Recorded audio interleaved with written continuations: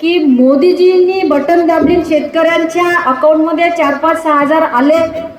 हे आता त्याच्या भाषणामध्ये ऐकलं. वास्तविकता आले नाही आले देवाला माहीत.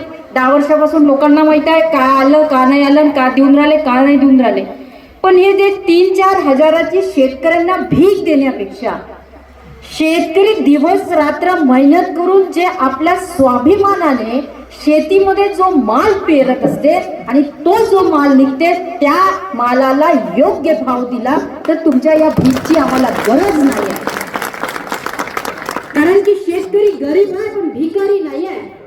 आणि शेतकऱ्यांनी एक वेळा डोक्यामध्ये जर फिट केलं की जा शेतामध्ये मी तो उपाशी मरीच, पण मी जर शेतीमध्ये जर कुठलं उत्पन्न उगवलं नाही तर या देशाचा प्रत्येक माणूस उपाशी मरू शकते.